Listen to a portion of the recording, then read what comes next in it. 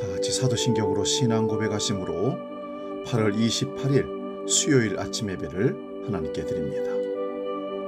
나는 전능하신 아버지 하나님, 천지의 창조주를 믿습니다. 나는 그의 유일하신 아들, 우리 주 예수 그리스도를 믿습니다.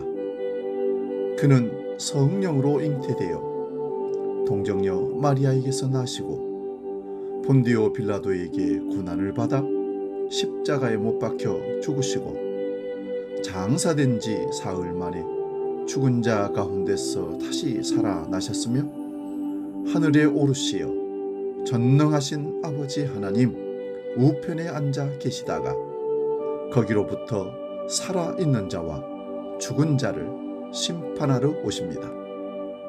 나는 성령을 믿으며 거룩한 공교회와 성도의 교제와 죄를 용서받는 것과 몸의 부활과 영생을 믿습니다. 아멘.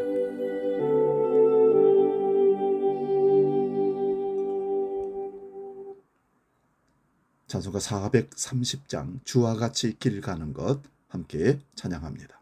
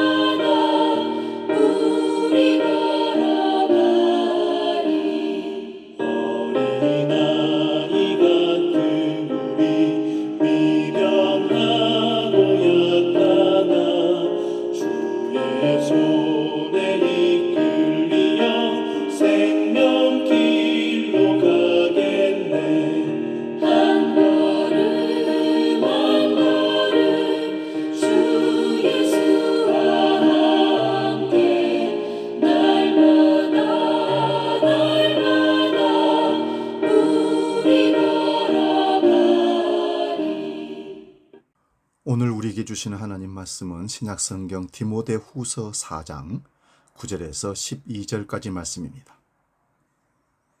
신약성경 346면에 있습니다. 이 말씀 봉독할 때에 살아계신 주님의 음성을 들을 수 있기 바랍니다.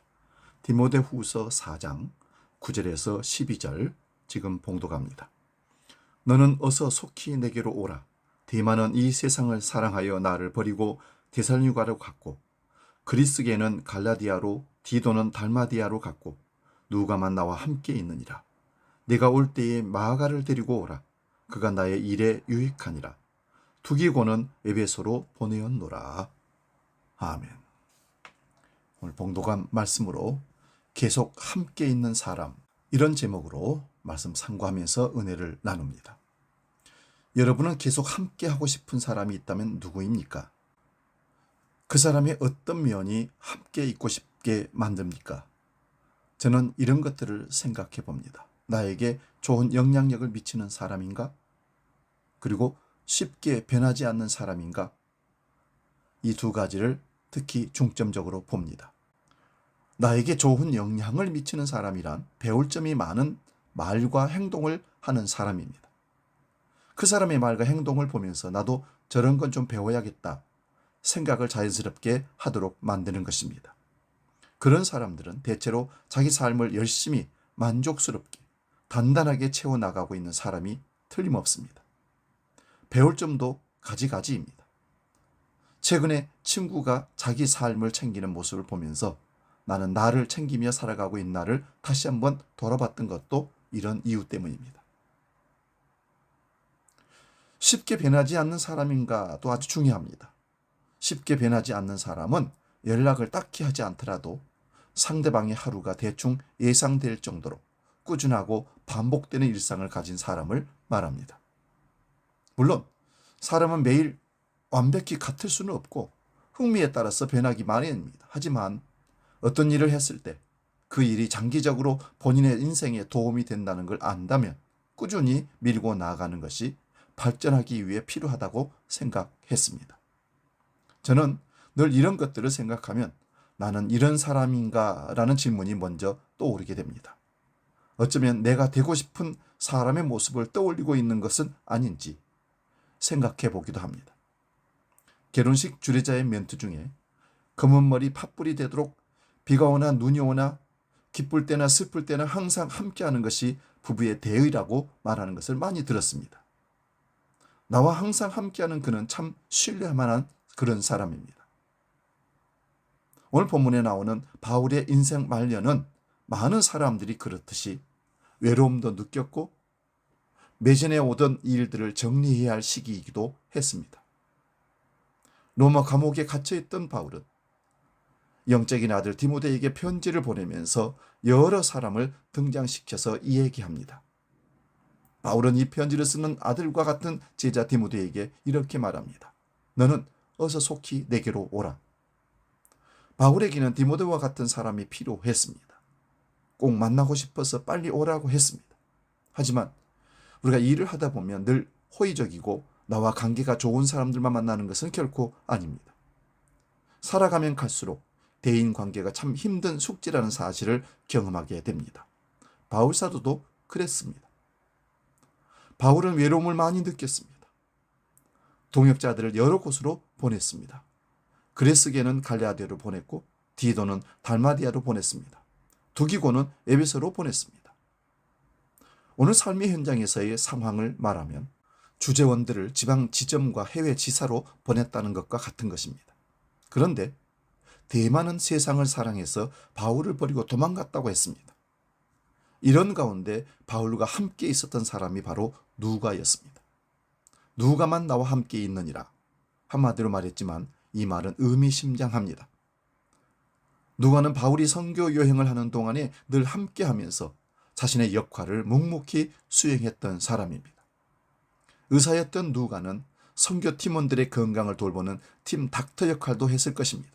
특히 육체의 가시라고 표현한 심각한 바울사도의 질병을 관찰하고 치료하면서 건강을 돌보기도 했고 바울사도의 비서 역할도 감당했을 겁니다. 선교 여행을 하면서 기록자의 역할도 했습니다. 직접 취재하여 정리해서 누가복음도 썼고 사도 바울을 중심한 이방 전도의 역사를 기록한 사도행전도 누가가 집필을 했습니다. 누가는 여러 지역을 옮겨 다니며 선교를 하면서도 이런 일을 다 해냈습니다. 성실과 인내심이 없이는 감당할 수 없었던 일들입니다. 그리고 누가는 바울과 오래 함께 지냈습니다. 끝내 그 곁을 떠나지 않았습니다. 오늘 누가와 같이 여러분과 늘 함께 있는 누가가 누구입니까? 늘 함께 있다는 것은 한 삶의 공동체의 현장에 오래 있다는 것을 말하기도 하지만 오래 있기만 하면 누가와 같은 사람이 되는 것은 아닙니다. 누가가 바울의 전도팀에 꼭 필요한 사람이고 유익한 사람이었듯이 우리도 함께 있어 든든한 누가와 같은 사람이 되도록 노력할 수 있기를 바랍니다. 교회에는 하나님의 사역에는 이런 사람들이 꼭 필요합니다. 저도 목회 사역에 그런 사람이 필요합니다. 그런 사람들이 내 곁에 있다는 사실에 저는 감사를 드리고 있습니다. 기도하겠습니다. 하나님 아버지, 누가처럼 자기가 속한 조직에서 꼭 필요한 사람, 유익한 사람이 되게 하여 주옵소서. 함께 있다는 것은 예수님의 제자 훈련 방법이기도 했던 것을 기억합니다. 함께하면서 누구와 같은 사람이 되고 또한 누구와 같은 사람들을 만들어내는 교회 공동체가 되게 하여 주시옵소서. 이제는 주기도로 함께 기도합니다. 하늘에 계신 우리 아버지, 아버지의 이름을 거룩하게 하시며 아버지의 나라가 오게 하시며 아버지의 뜻이 하늘에서와 같이 땅에서도 이루어지게 하소서. 오늘 우리에게 일용할 양식을 주시고 우리가 우리에게 잘못한 사람을 용서하여 준 것 같이 우리 죄를 용서하여 주시고 우리를 시험에 빠지지 않게 하시고 악에서 구하소서. 나라와 권능과 영광이 영원히 아버지의 것입니다. 아멘.